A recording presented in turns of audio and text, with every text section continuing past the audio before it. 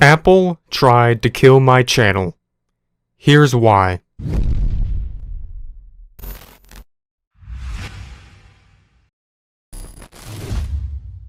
This whole debacle started in 2016 when, for random reasons, I decided I was gonna make myself my very own Apple app. Now, if anyone's familiar with Apple or the Apple App Store, or just Apple software as a whole, and I'm not going to get into the whole thing about Apple versus literally everything else, you at the very bottom line have to admit the fact that Apple, well, they have a tendency to be a tiny bit more regulated, with actively changing rules, guidelines, and as a whole, most Apple software, let alone the App Store, is overall more designed to be user-friendly rather than developer-friendly. So with all that gab out of the way, we can get into the meat of this situation. Back in the days of old, Dallas, aka Inferness, I would do web designing because YouTube to me was just very low on my priority list. Doing YouTube full-time just really was not on the table at all effectively. So basically what I would do is I would come home from school, ignore all my homework, just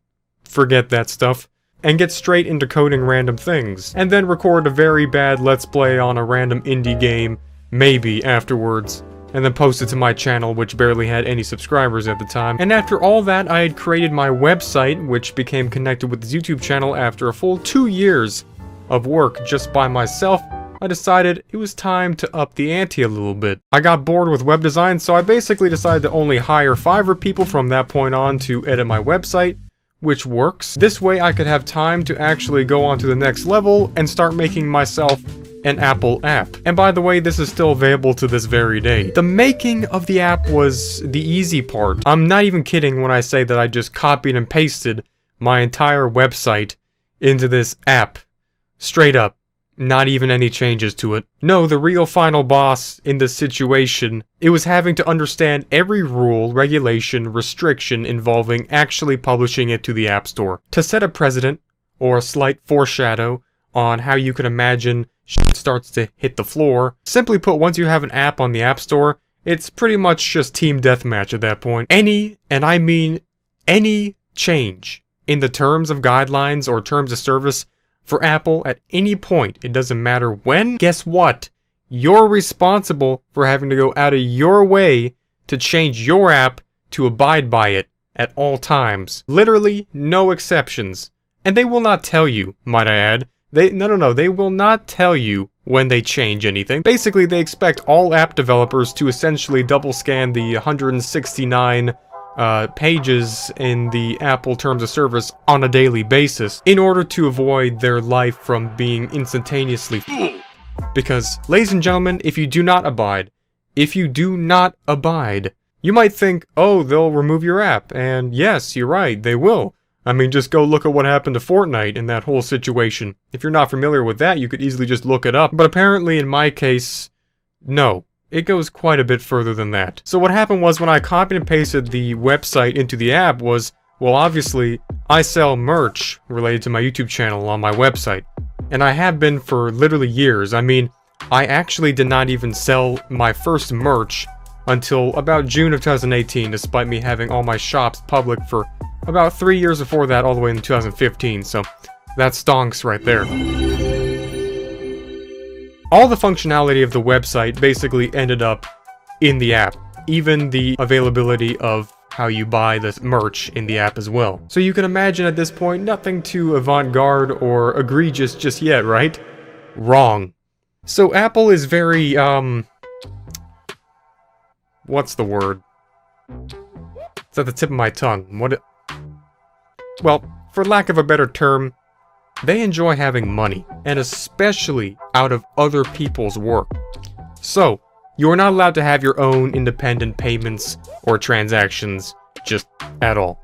You're forced to set up what's known as an IAP system in order to make sure anytime someone makes any purchase off your app, even if it's a free app by nature, Apple takes some of the money. Now that's reasonable in and of itself, of course, but this is where the problem lies. Here I just paid $500 to have this app published on the App Store. Yes, it costs $500 to have your app published, just to have it published. A free app that Apple is then going to force you to let them milk for their own profit. I just thought that that was gonna be a decent detailed ad. I didn't care about this app at all, I just thought it looked cool to have my channel name as an app form, and basically just happened to have my shirts and my merch just happening to take payments through my website and not through Apple. So as you can imagine, this is pretty much where all the malarkey started happening. Not only did the merch that I just happened to be selling on my website, that just also happened to be copied and pasted into the app, only accept payments through my website, but they also happen to contain my own personal branding and logo. Now this is a very important detail. Now things went pretty uneventfully for about 3 years, and predictably, I forgot all about the app and I just left it for the sands of time, until suddenly I got a very pleasant notification from YouTube indicating that my entire channel was now terminated because of multiple or severe copyright infringements. Copyright infringements that I made overnight that were apparently so horrible that it would be unimaginable to let my channel continue running further. I was basically just sent straight to the YouTube gulag, for a rash way of saying it. No trial or jury, just straight up guilty. So naturally, I was a little bit concerned about this. This was April 2019, by the way, for any long-term subscribers who just might happen to remember this going down. Apparently in the course of only half a day, 244 out of my 500 videos were strikes due to unlawful uses of copyright material, my logo. And apparently all of these things were just automatically detected by some system, because there's no way that a single person could have just striked all of the 244 videos in the 5-minute period of time that took place in overnight. It was my merch logos. And then you guessed it, the very next day I got a confirmation email from the final boss themselves, Apple, saying that my app was now in violation from the App Store and was to be removed. And that's it. So since I was in utter catatonic shock of what was happening to me, I rented a lawyer. That's right, I rented a lawyer from Upwork. 10 out of 10 would do again over Fiverr.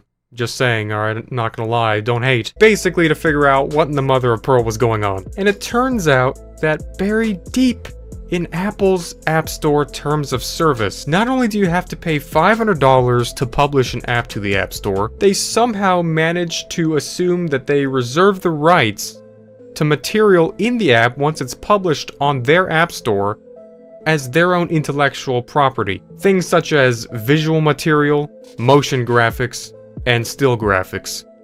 Of course, my logos being in that category. So on top of literally everything else, they own you, and use some system to automatically flag every video at that point on my entire channel, which just all of a sudden happened to contain property that belonged to them. So basically with Apple, it's not just my way or the highway, it's my way or say goodbye to your life. I was talking to the lawyer and was like, this is insane. I was sitting in a class with my Chromebook, basically in the DMs of this lawyer, while the entire class was learning about the Revolutionary War.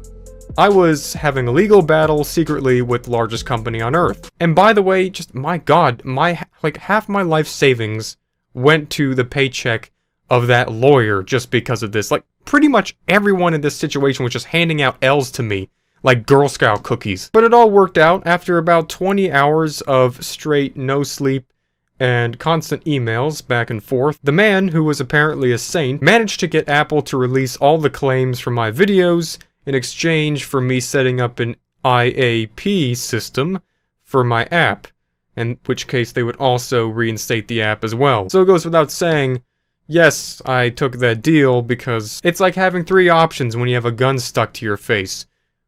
Die? Suck my or die. The channel was reinstated the next day after me temporarily losing 5 million views and having all of my videos out of the algorithm, effectively causing my entire channel to perform badly for the next month. So at the end of the day, I got my whole life's work back, and the app remained up. That app remained up. The thing almost was my very downfall. So look, if you're gonna take anything away from this video, don't make an Apple app unless you have a very large fleet of very intelligent people who know how to do it exactly right. Because the world is ruthless out there. These companies and corporations, they don't care about you.